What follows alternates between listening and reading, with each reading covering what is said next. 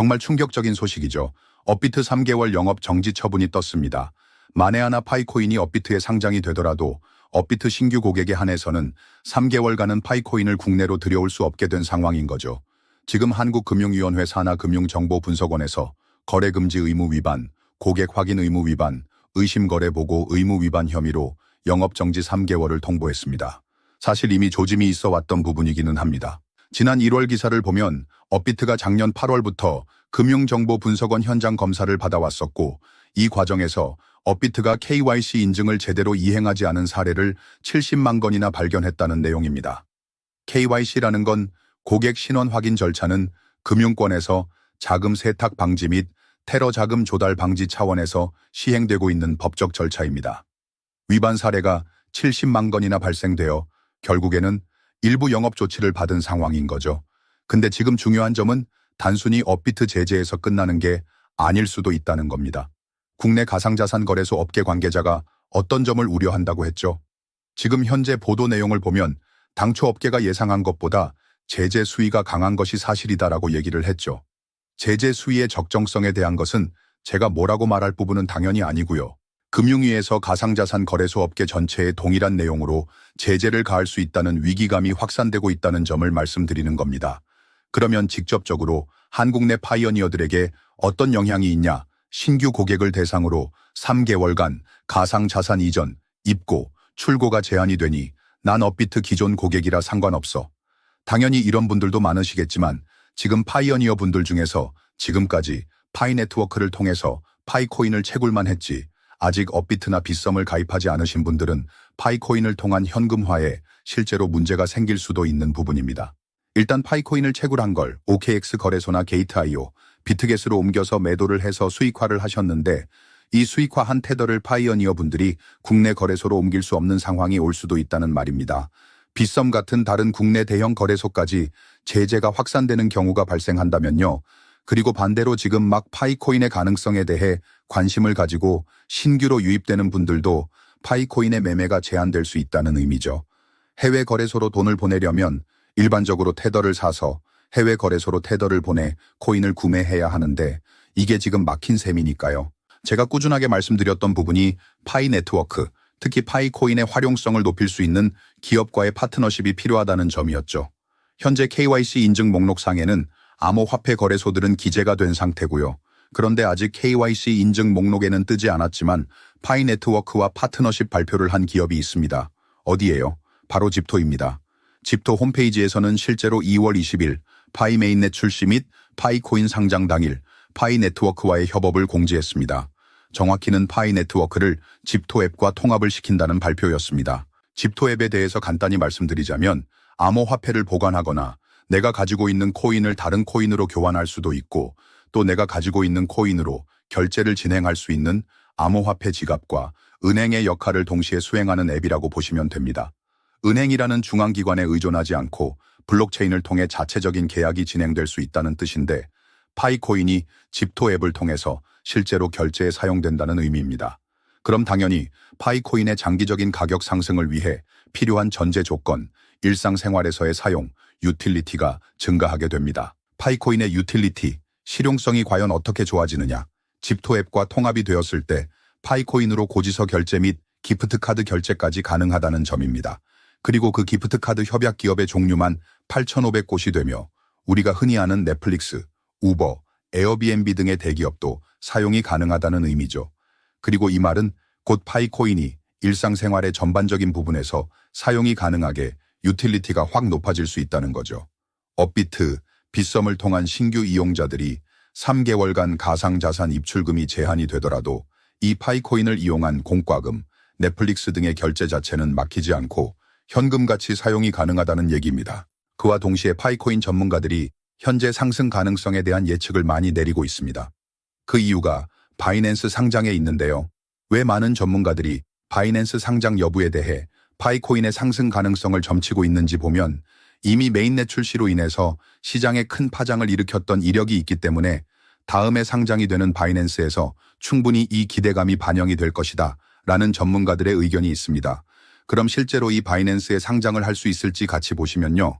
바이낸스에서 진행한 파이코인 상장 투표에서 86% 이상의 찬성이 나왔습니다. 과반수 찬성이 나왔는데 만약 바이낸스가 파이코인을 정식으로 상장한다면 유동성이 크게 증가되고 가격이 다시 급등할 가능성이 높기 때문에 호재 뉴스들은 우리가 가져가야겠죠. 실제로 바이낸스는 상장할 때마다 커뮤니티 규모가 클수록 상장 가능성이 높았던 부분들이 있습니다.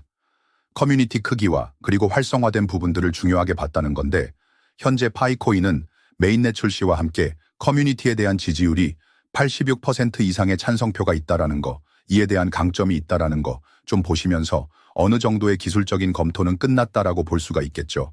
상장할 가능성이 높다. 바이낸스가 이렇게 상장 투표를 한 건 이례적인 일이에요. 이례적인 일인 만큼 이 상장에 대한 결과로 인해서 상장에 대해 영향을 미칠 수밖에 없다라는 겁니다. 시장은 흔들리고 있는데 파이코인은 견뎌주고 있죠. 파이코인의 유틸리티성 확보에 더불어 바이낸스에서의 상장 호재가 겹쳐서 들어가게 되면 파이코인 떡상 충분히 예측 가능하지 않을까요? 그래서 저는 지금 같은 시기에 우리가 조금 더 공격적으로 파이코인을 모아나가야 한다고 말씀을 드리고 싶습니다. 세계적인 자산운용사인 그레이스케일의 포트폴리오에는 과연 파이코인이 들어있을까요? 한번 같이 확인해 보시죠. 비트코인 도미넌스가 60%를 넘겨서 내려올 생각을 안 하고 있고 시장 분위기 자체가 비트코인 쪽으로 완전히 넘어간 상태라고 볼 수 있죠. 반대로 생각하면 아직 알트코인 대불장, 알트코인 3차 대전은 시작도 안 했다고 볼 수 있습니다. 앞으로 본격적인 알트 상승장이 시작되면 그때도 해서 이것저것 준비하려면 분명히 늦습니다. 그리고 알트코인이 요즘 너무 종류가 많습니다. 그래서 제가 오늘 좀 특별하게 그레이스케일 크립토 섹터 인덱스라는 걸 소개해 드릴 건데요. 알트코인 포트폴리오 짜시는데 많은 도움이 되실 겁니다. 보시는 것처럼 통화, 스마트 컨트랙트, 파이낸셜, 컨슈머 앤 컬처, 유틸리티 앤 서비스 5가지 카테고리로 나누어 놨는데요. 먼저 커런시, 통화 부문부터 살펴보겠습니다. 비트코인 비중이 상당히 높죠? 비트코인을 필두로 리플, 라이트코인, 비트코인 캐시, 스텔라 루멘, 모네로, 비트코인 SV 등이 포함되어 있습니다.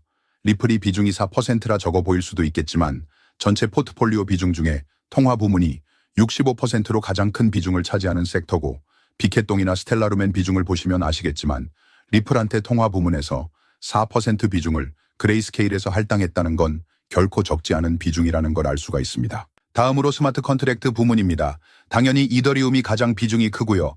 솔라나, 카르다노, 트론, 톤, 폴리곤, 폴카닷 순으로 이름을 올리고 있습니다.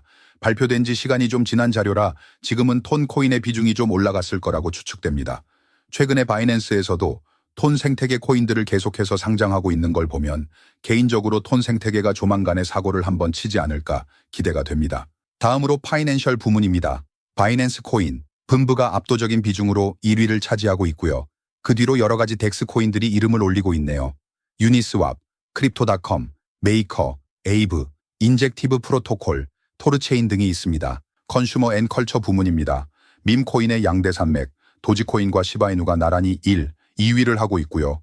그 뒤로 이뮤터블엑스, 샌드박스, 엑시인피니티, 디센트럴랜드, 플로우 순으로 비중을 차지하고 있습니다. 트럼프 밈코인 출시로 요즘 이 섹터의 코인들이 시들시들하지만 그만큼 매수를 하기 좋은 시기라고도 볼 수 있겠습니다. 마지막으로 유틸리티 앤 서비스 부문입니다. 제가 개인적으로 펀더멘탈적으로 상당히 기대가 된다고 말씀드렸던 체인링크가 1위로 이름을 올리고 있고요. 그 뒤로 파일코인, 라이도다오, 퀀트, 비체인, 더그래프, 렌더 같은 AI 섹터 코인들이 주로 포함이 되어 있습니다. 알트코인 포트폴리오 고민하시는 분들은 이거 참고하셔서 곧 찾아올 알트코인 대상승장 잘 준비하셨으면 좋겠습니다.